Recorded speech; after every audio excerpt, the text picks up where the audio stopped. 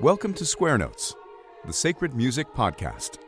Your chance to learn about the teachings of the Catholic Church on sacred music, both in theory and practice.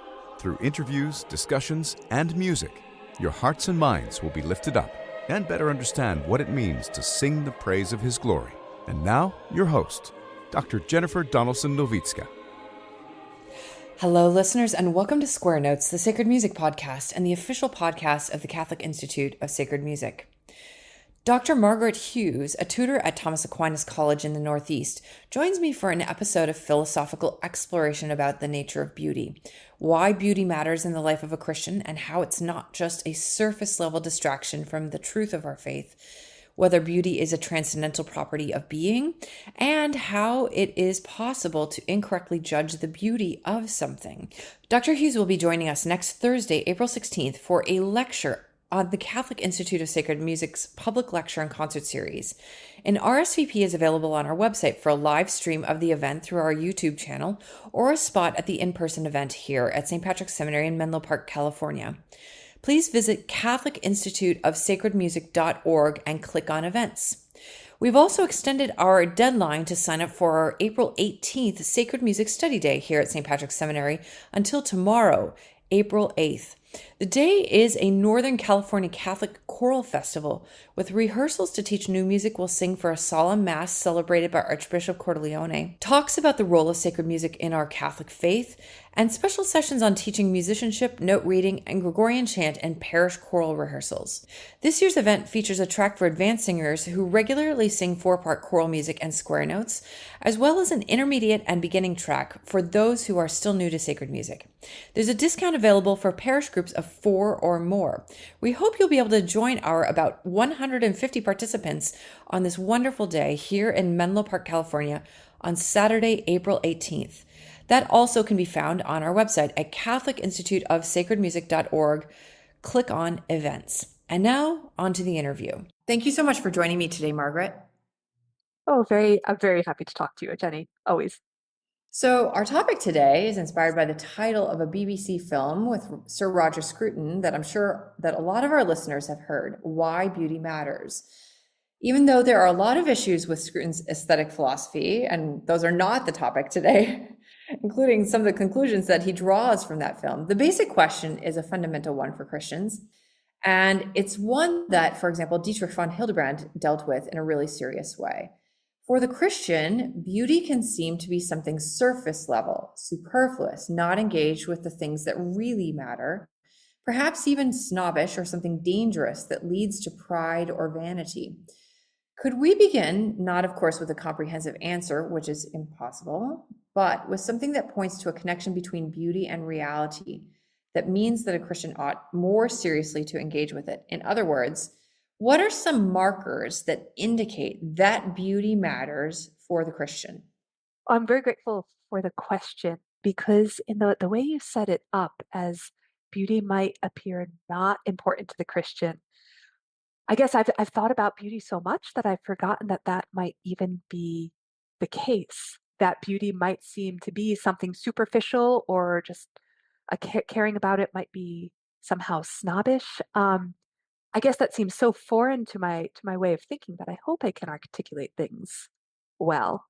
So I think a place at least to begin, it's a good place to begin, is with the Incarnation. This is the central mystery of Christianity. I mean, perhaps the Trinity too. I don't want to to offend people by privileging one mystery over the other.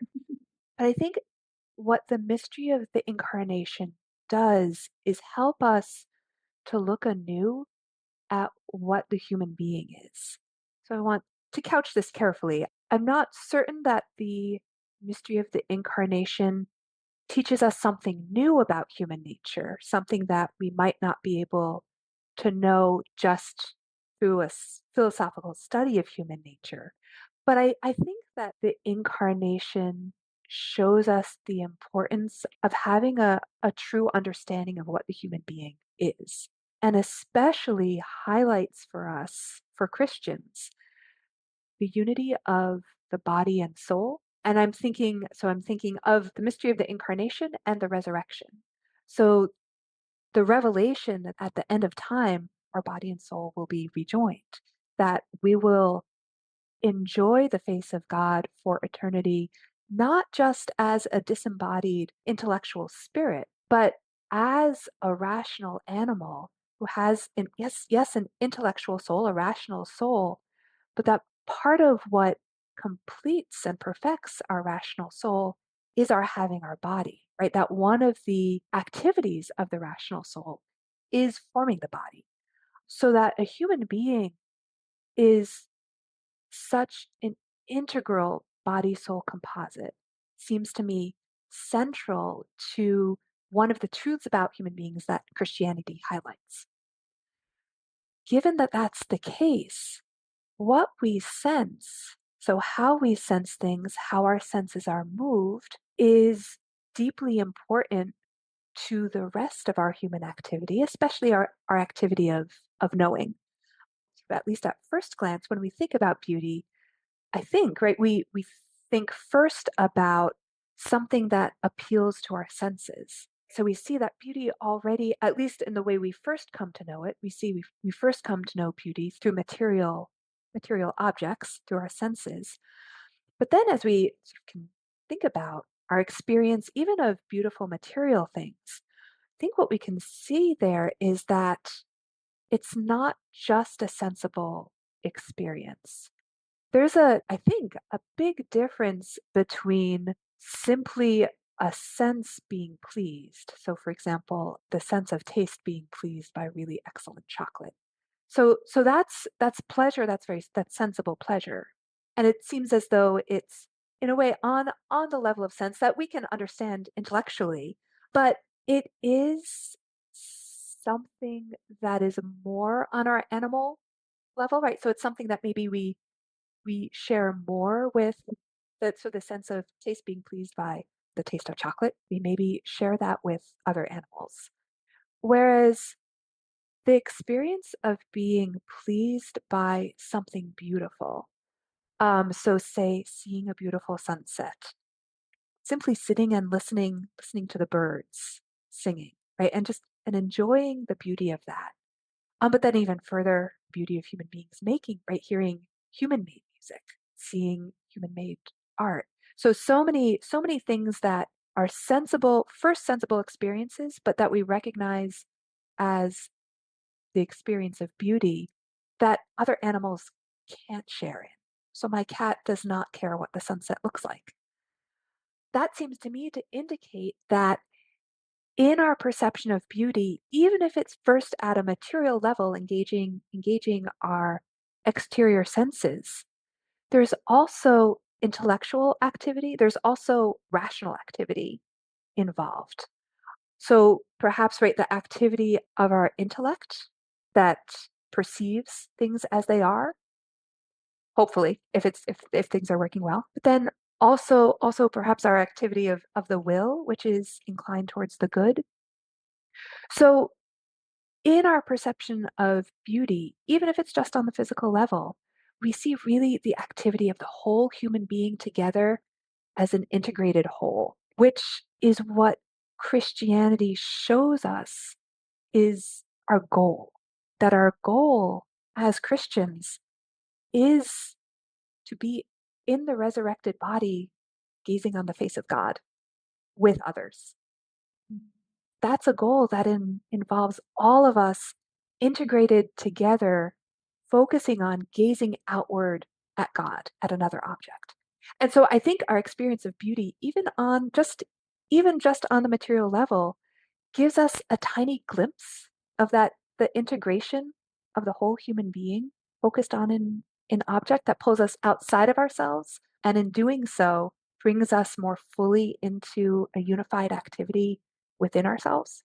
Yeah, I think that's really an important concept, though, that while we're dealing with a materially based experience, there is something inherently spiritual about it. And if there's something inherently spiritual about it that most adequately reflects human nature, especially human nature as it will exist for all eternity, that's a sufficient reason for Christians to care about it.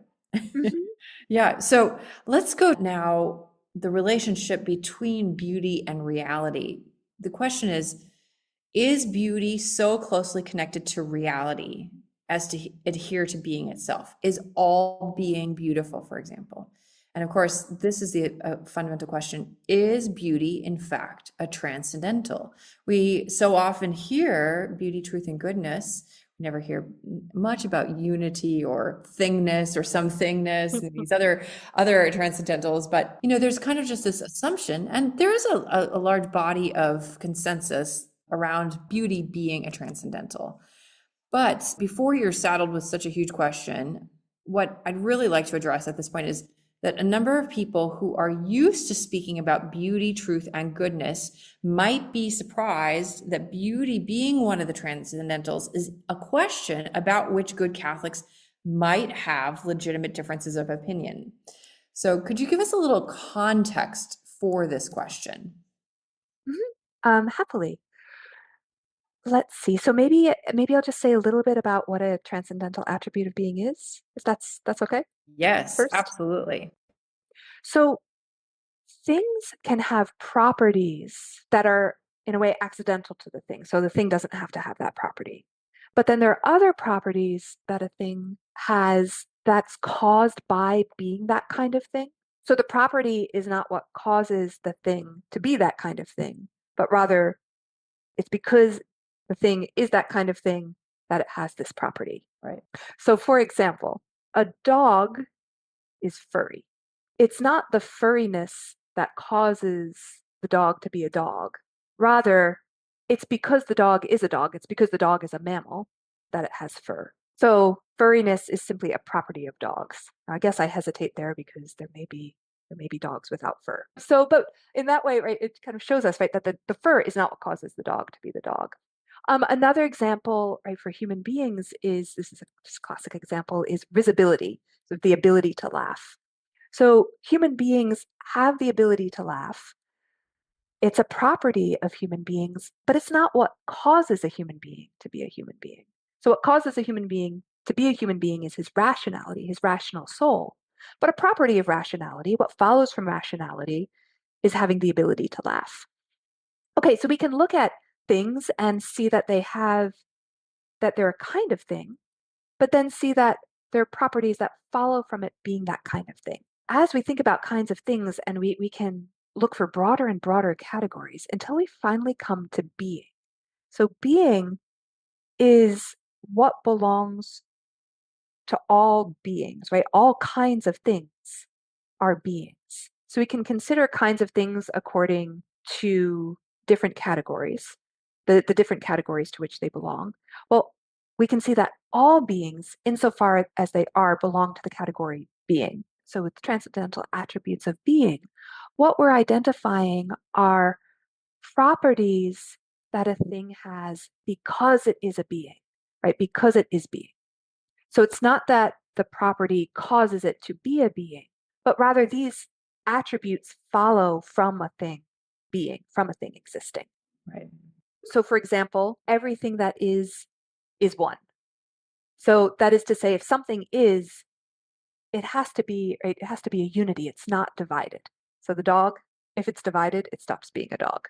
A tree, okay, trees are maybe become more difficult to think about, but even right, a tree, right, we recognize that it's a tree, and we're able to say it's a tree because it's first a being, and so one thing. So if a tree were several things, we wouldn't say it's a tree. We'd say it's these several different things. Right. And it has a compact unity too. It's even with a root system, you might see other iterations of trees stemming from that root, but it's not an omnipresent tree. It's not everywhere. Yes. I mean, so it does. I mean, once we get into trees, it does start to get tricky. I mean, because you could say, actually, if you look at the root system, so there might be people who want to say, actually, what we call different trees are all one tree because of the root system. Yeah. But we can even get into that question because we're recognizing, right? That unity. Is a fun question to think about because we see a thing, for a thing to be a thing, it must be a unity. Yes. It's still a compact system. There's not one worldwide tree. That's right. Okay, so everything that is, simply because it is, has these attributes of being. So we call them transcendental because they go across categories, whether it's a dog, whether it's a tree, So everything that is, insofar as it is, no matter what kind of being it is, simply because it is, has these transcendental attributes of being. So they're transcendental because they extend across all categories of kinds of thing. So there's a list, different lists of transcendental attributes of being. Thomas and others with him, both before him and after him, also see truth and goodness as transcendental attributes of being. Though these two are a little bit different than the others, because the others we know we're able to identify by saying what it's not. So a thing is a unity because it's not divided, for example. A thing is something because it's not everything else. The relational transcendentals we identify not by a negation, but by an affirmation. That is to say, we identify them by the way in which they're related to something else. And so when we think about truth and goodness as transcendental attributes of being, the relation that we're thinking about is the relation to the soul. So Aristotle says that in some ways the soul is everything. So in here we're thinking about the rational soul. So because of the rational capacity to know, when we know, we're taking reality into ourselves.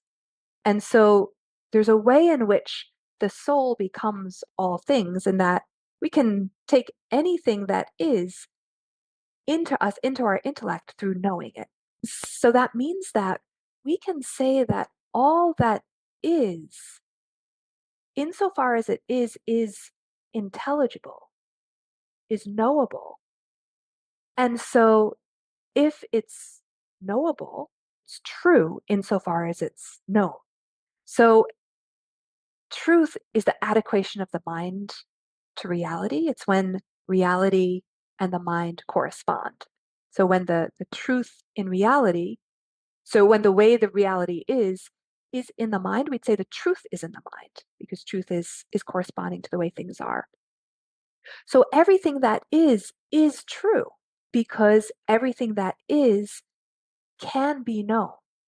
Now that's not, of course, not to say that everything that is known. So not by us, not by human beings, not by even all human beings altogether. There's so much still that we don't know. It's just fun to think about all the creatures, right? The deep sea creatures that we haven't discovered yet, right? There's so many things that we don't know yet. But I think there that the yet is operative. We don't know it not because it can't be known, but because we don't yet know it. We keep exploring because we know if it exists, then it's knowable. So if it exists, then there is truth there for us to know. So all things that are, insofar as that they are true. We can see that as we think about the relation to the intellect. Also, all things that are, insofar as they are good. So this is thinking about being in relation to the will. So the will is another faculty of the soul. So it's the rational appetite. So it's our inclination towards what's good. As we just think about just naturally what is good, we see that everything in nature is inclined towards existing. Everything in nature acts to maintain its existence. So that shows us that existence is good, is desirable, and a lack of existence is what's evil.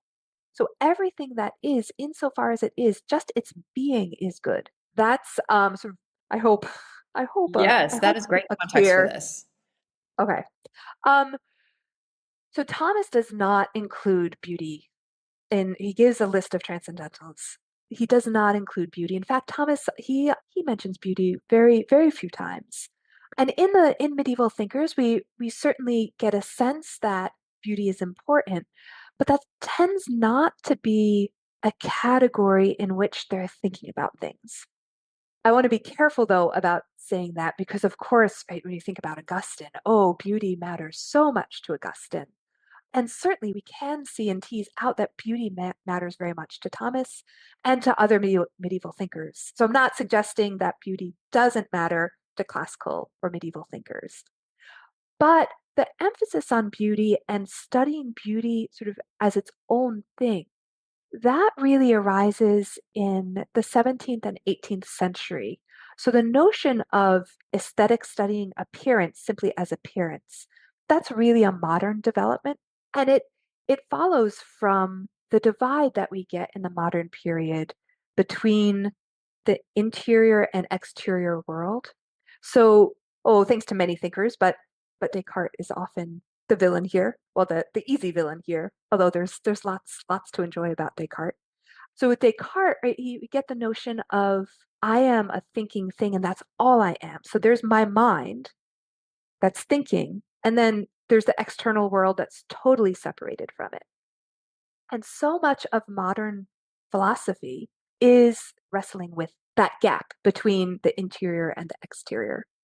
So aesthetics and the notion of beauty that we're inheriting from modern philosophy is sort of an emphasis on thinking about appearance and thinking maybe about sense impressions and then analyzing that. So the notion of beauty as a transcendental, it just isn't a question that we really find asked in Thomas in the medieval period. And then as we're getting into the sort of modern philosophy, there's such a despair about knowing being at all that whether beauty is a transcendental attribute of being is also not really the question that's being asked there. So it's really with the revival of Thomism after Aeterni Patris that we get philosophers and theologians who are studying Thomas, but in light of modern and contemporary questions, that we get an interest sort of in the question, is beauty a transcendental attribute of being? Does beauty fall into that list of other transcendental attributes of being? That's why I think it's still quite a live question. Before I ask you about what your opinion is about that question, that was a great setup for understanding it. But this context that you've given us now prompts the question, does whether beauty is a transcendental or not bear on the question of why or how Christians should take it seriously? If it's not a transcendental, is it true that it's just like something superficial and has all these problems that we started with? Or if it is a transcendental, then it really matters. Mm-hmm. So I think this is a really important question for Christians to think about. I think that thinking about this question shows you that no matter where you come down on the side of the debate, whether beauty is a transcendental or not, shows us just how important beauty is for human beings. So if beauty is a transcendental attribute of being, then there's something really important there in how human beings think of all of creation, right? So think of all of being. And since all of being, all of creation, ultimately is for pointing us to God, if beauty is a transcendental attribute of being, well, then seeing the beauty in creation is deeply important for helping us see then the beauty of God. And there's kind of there's a very sort of direct line that we can follow there. If beauty isn't a transcendental attribute of being, we still have to come to some account of what beauty is. And doing that, I think, also invites us to think about, again, what the human being is and how he should be disposed towards all of being. Because even if beauty is not a transcendental attribute of being, that doesn't mean that beauty doesn't matter. Beauty might actually really matter in that if beauty is not a transcendental attribute of being, beauty might actually might name a way in which the human being can be situated in regard to looking at being, such that it helps us understand how the human being should be situated in regard to looking at God. So I think no matter which side you come down on this question, beauty really matters for Christians. Yeah. And just the notion of how to interact with reality, and that there's a search for our identity, a search for the true character of our nature that's involved with how we approach fundamental questions like, what am I looking at? What am I spending time with? What am I listening to? This is a question that you're going to be here on campus talking to us about the connection between listening to music and friendship and the role of beauty, not only for the individual person, but within a social context. And so that's a little bit beyond this scope right now, but it is really important, I think, for Christians to think about what do they spend their time with. And I think for priests too, I talk about this with my students all the time, like, are you helping people find God by spending their time, their free time, their leisure time in a way that's truly human, that is that attainment of one's true self by always aligning the truth to the intellect to the truth, or the will to the good. And beauty obviously plays a role in that. So this prompts my next question. I'm not going to ask you for your whole opinion on whether beauty is a transcendental or not, but what are some aspects in which you think about that question? Mhm. Let's see. So I take a minority position, and I'm certainly happy to be corrected. I'm still thinking about it. I hate to disagree with people whose intellectual prowess I really respect. So if there are things missing, I'm happy to be corrected. I am not convinced that beauty is a transcendental attribute of being, and I'm moved especially by an article by Jan Ertzen called "Beauty in the Middle Ages: A Forgotten Transcendental?" question mark. So he's asking that question: is beauty a transcendental, and it just has been forgotten somehow? And what he points out is that the transcendental attributes of being add something to our concept of being, add something to our understanding of being. And so true adds to our understanding of being a relation between being and the intellect. And good adds to our understanding of being the relation between being and the will. He asks, and I haven't found an answer to this question yet, what concept does beauty add to our understanding of being? Right. And that's, so if I might just interject, it's not like we have some beauty sensor that's additional to our intellect. Yeah, that's right. So that's what I don't quite see yet. So I think von Hildebrand has a suggestion that it's the heart, that beauty adds a relation to the in our concept of being to the heart. I think that might be something that I don't fully understand. It actually seems to me that what beauty is naming is our contemplative attitude towards being, such that we're desiring the good of seeing the truth, right? So seeing, apprehending being. So we're desiring the good of knowing the truth. And then we're also seeing that as we're knowing the truth, it's good. So that beauty, it seems to me, is the good apprehended as good. And what I like about that explanation is that it shows that in perceiving beauty, the intellect and the will are together united in their focus on being. And so that may be what von Hildebrand means by the heart, so that the whole interior life being directed outwards towards this good. Yeah. That integration of spiritual and material that we were talking about at the very beginning. Yeah, yeah, that's right. And that also, so it must necessarily involve as well the passions. So that if beauty is the good apprehended as good, well, you have the activity of the will and the activity of the intellect. But then in a well-ordered person, there'll be a response of the passions. So a delight in the good, apprehended as good. Not that the delight is the goal or the aim, but rather in seeing the good as good and just resting in that. Not so seeing it the good as good, not trying to do something else with it, so not trying to manipulate it in some way, but simply receiving the apprehension of the good into our intellect. Well, in a well-ordered person, that should be delightful. So that seeing beauty, the perception of beauty isn't determined by the pleasure or delight we feel in it, but rather that is a response to our being presented with the truth of goodness and the goodness of truth.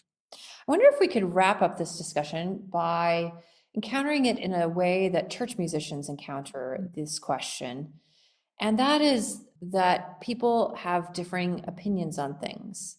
And so you've alluded to the fact, that we're assuming here that things are working properly, but also the underlying message is that it's possible for someone to be disordered, to not properly be desiring the good, or not properly be perceiving, apprehending truth. And therefore, it seems that the question that there is a situation in which it is possible, and we might encounter this in the parish, where something that is beautiful is not perceived as something beautiful, and something that is inferiorly beautiful or not sufficiently beautiful or lacking much beauty in comparison to other things is perceived as something beautiful.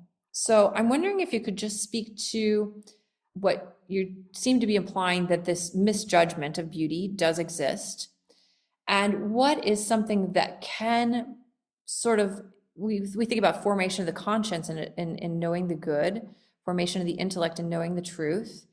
What are those things which can be formative in the correct apprehension of beauty? I think first, now I don't know if this is speaking exactly to your question, but I think the first thing that's formative in the correct apprehension of beauty is being exposed to lots and lots and lots of beautiful things.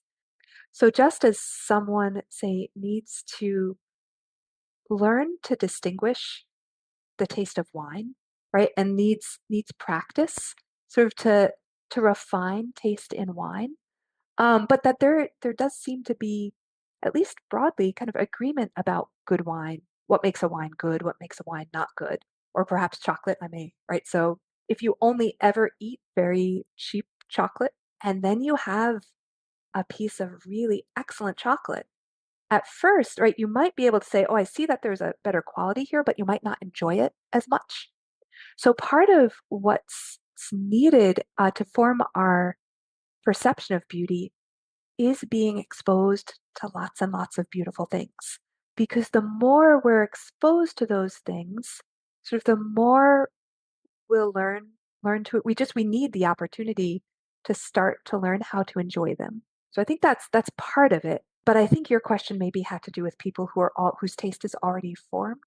Well, I think there are a lot of people who can get to that point, but I would say a lot of Catholics haven't had a huge amount of exposure to beautiful sacred music in the liturgy, sadly. And it means that oftentimes their perception of what is beautiful is quite myopic or self-centered or focused on things like familiarity. It's familiar to me, therefore it's good, or it's composed in my time, therefore it's good. These are things that, for example, Alice von Hildebrand talks about in her essay, Wrong Approaches to Art. Things that conditions which can habituate us to thinking something is beautiful when it in fact is not really substantially, hugely beautiful. I mean, hugely is a gross word for this, but you understand what I'm saying. Yeah. And so I think that shows why for children, it's such a gift to children to expose them to lots of things that are genuinely beautiful.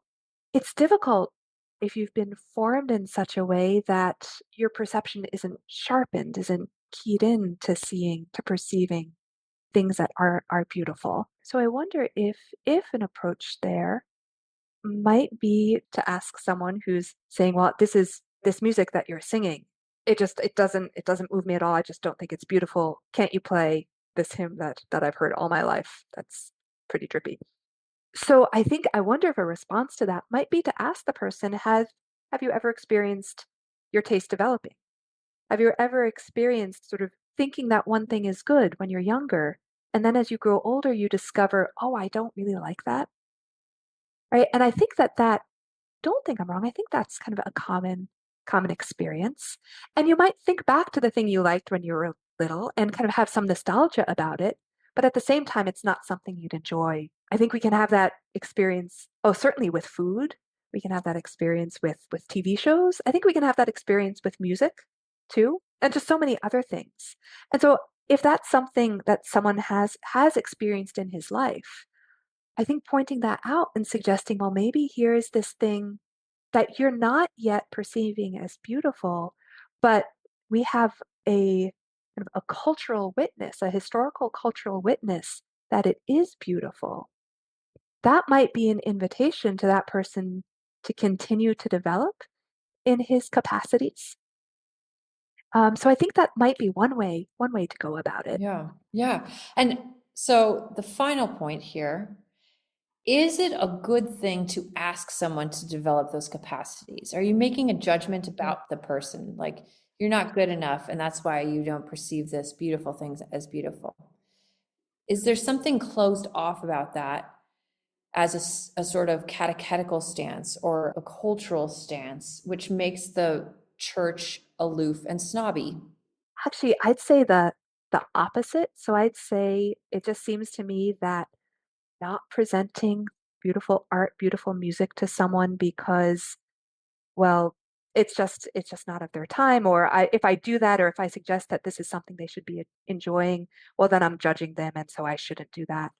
Um, oh, that seems to me to actually be judging them, right? To actually be saying this is just not something that they have the capacity to enjoy. And in a way it's giving up on them. It seems to me a very hopeless kind of response.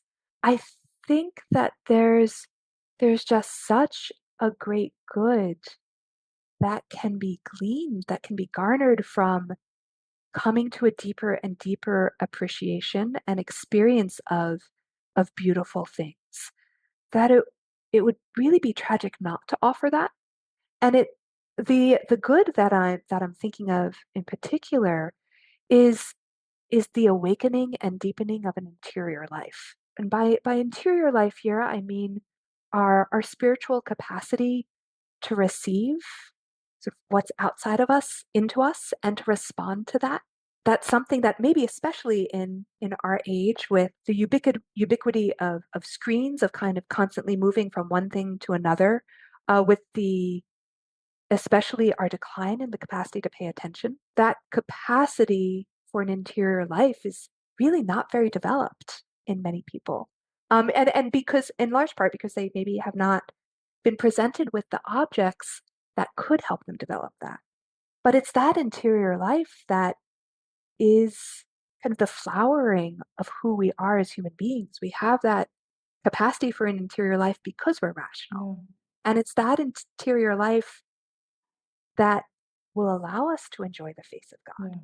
So it seems to me that an exposure to beautiful things will help us to focus our senses first, because beautiful things are appealing to our senses, but then through our senses, our intellect, and our will, so that we're able to pay attention to something good and to receive it and respond to it interiorly.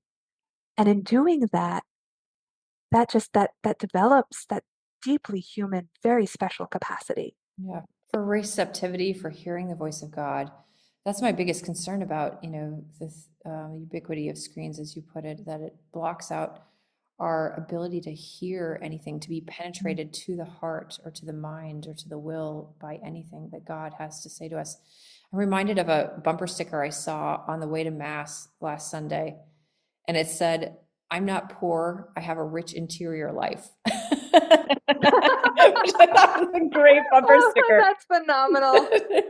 But, I mean, I think, pastors of souls and people who work in the church have developed a real patience and long suffering and deep charity for people and bringing them along on truths of the faith.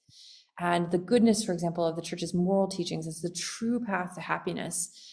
And I think that, instead of feeling like this call of helping people develop, as you've so beautifully put it, that rich interior life through a life filled with beautiful things is something that ought to be done for this true spiritual good of all people, and not just a sense of aesthetic preference or snobbery, but there's a real spiritual good there that ultimately answers my first question.